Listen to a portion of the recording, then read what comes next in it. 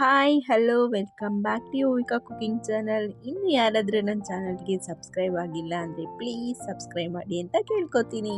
ಇವತ್ತು ಒಂದು ಸ್ಪೆಷಲ್ ಆಗಿರೋ ರೆಸಿಪಿನ ಮಾಡಿ ತೋರಿಸ್ತಾ ಇದ್ದೀನಿ. ಬೂದ್ ಕುಂಬಳಕಾಯಿ ಹಲ್ವಾ ಹೇಗೆ ಮಾಡೋದು ಅಂತ ತಿಳಿಸ್ಕೊಡ್ತೀನಿ, ಬನ್ನಿ ನೋಡ್ಕೊಂಬರೋಣ. ತುಂಬ ಟೇಸ್ಟಿಯಾಗಿ ಸಹ ಇರುತ್ತೆ, ಆರೋಗ್ಯಕ್ಕೂ ಸಹ ತುಂಬ ಒಳ್ಳೆಯದು.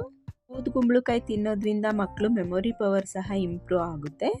ನಾನು 1 kg ಆಗುವಷ್ಟು ಬೂದ್ ಕುಂಬಳಕಾಯಿನ ತಗೊಂಡು ದೊಡ್ಡದಾಗಿ ಪೀಸ್ಗಳನ್ನಾಗಿ ಮಾಡ್ಕೊಂಡಿದ್ದೀನಿ. ನೋಡಿ, ನಾನು ಈ ಸೈಜಲ್ಲಿ ಮಾಡ್ಕೊಂಡಿದ್ದೀನಿ. ಇದು ತುರಿಲಿಕ್ಕೆ ಬರಬೇಕು, ಸೊ ಹಾಗಾಗಿ ದೊಡ್ಡದಾಗಿ ಕಟ್ ಮಾಡ್ಕೊಂಡಿದ್ದೀನಿ. ಅದ್ರ ಮೇಲೆ ಬೀಜದೇನಿರುತ್ತೆ ಭಾಗ ಅದನ್ನೆಲ್ಲ ತೆಕ್ಕೊಬೇಕು. ನೋಡಿ, ಹೀಗೆ ಅದು ನಮ್ಮ ಕಡೆ ತಿರುಳು ತೆಗೆಯೋದು ಅಂತ ಹೇಳ್ತೀವಿ.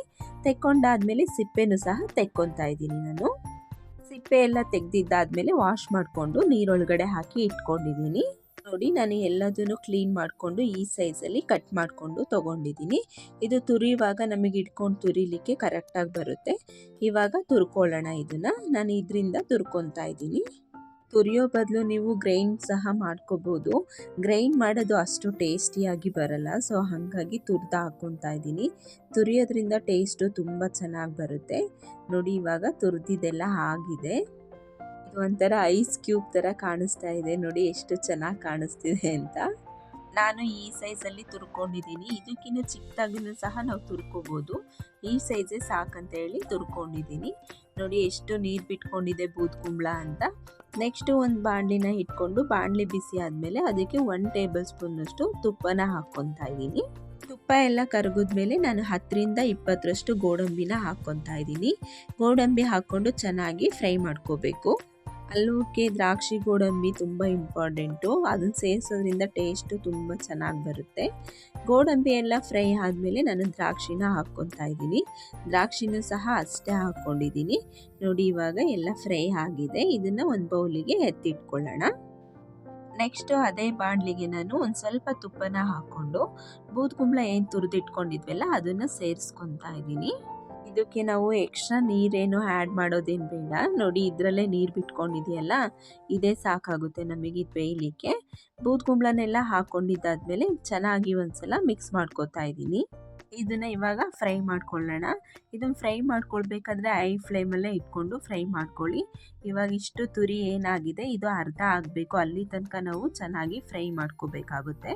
ತುರಿನ ಐ ಫ್ಲೇಮಲ್ಲೇ ಇಟ್ಕೊಂಡು ನಾವು ಫ್ರೈ ಮಾಡ್ಕೋಬೋದು. ನೋಡಿ, ಇವಾಗ ಡ್ರೈ ಆಗ್ತಾ ಇದೆ. ಇನ್ನೊಂದು 2 ಮಿನಿಟ್ಸ್ ಆದರೆ ಇದು ರೆಡಿ ಆಯ್ತಂತ. ಇವಾಗ ನೋಡಿ ಎಲ್ಲ ನೀರು ಡ್ರೈ ಆಗಿದೆ.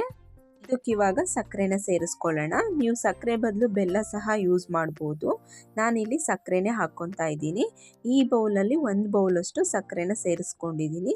ಸಕ್ಕರೆನ ಸೇರಿಸ್ಕೊಂಡು ಚೆನ್ನಾಗಿ ಒಂದ್ಸಲ ಮಿಕ್ಸ್ ಮಾಡ್ಕೋಬೇಕಾಗುತ್ತೆ. ಸಕ್ಕರೆ ಸೇರಿಸ್ಕೊಂಡಿದ್ದಾದ್ಮೇಲೆ ಅದು ನೀರು ಬಿಟ್ಕೊಳ್ಳುತ್ತೆ. ಅದನ್ನು ಸಹ ಡ್ರೈ ಆಗೋವರೆಗೂ ನಾವು ಫ್ರೈ ಮಾಡ್ಕೋಬೇಕಾಗುತ್ತೆ. ನೋಡಿ ಎಷ್ಟು ನೀರು ಬಿಟ್ಕೊಂಡಿದೆ ಸಕ್ಕರೆ ಹಾಕಿದ್ದಾದ್ಮೇಲೆ ಅಂತ.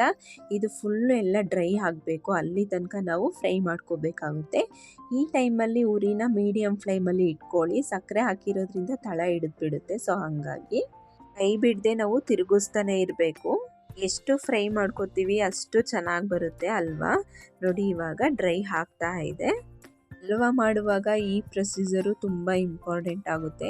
ನಾವು ಎಷ್ಟು ಚೆನ್ನಾಗಿ ಫ್ರೈ ಮಾಡ್ಕೊತೀವಿ ಅಂತ. ಯಾಕಂದರೆ ಅದು ಅಂಟಂಟಾಗಿ ಬರಬೇಕು, ಆವಾಗಲೇ ಹಲ್ವಾ ಚೆನ್ನಾಗಿ ಬರೋದು.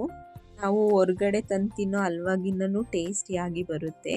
ಒಂಥರ ಹೆಲ್ತಿಯಾಗಿ ಚೆನ್ನಾಗಿ ಬರುತ್ತೆ. ಟೇಸ್ಟು ಒಂಥರ ಡಿಫ್ರೆಂಟ್ ಟೇಸ್ಟೇ ಕೊಡುತ್ತೆ ಅಂತಲೇ ಹೇಳ್ಬೋದು ಇದು.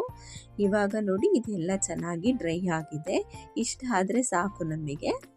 ಹಲ್ವಕ್ಕೆ ಸ್ವಲ್ಪ ತುಪ್ಪ ಜಾಸ್ತಿ ಇದ್ರೇ ಚೆಂದ ಅಲ್ವಾ. ಸೊ ಹಾಗಾಗಿ ನಾನು ಇನ್ನೂ 1 ಟೇಬಲ್ ಸ್ಪೂನಷ್ಟು ತುಪ್ಪನ ಸೇರಿಸ್ಕೊತಿದ್ದೀನಿ.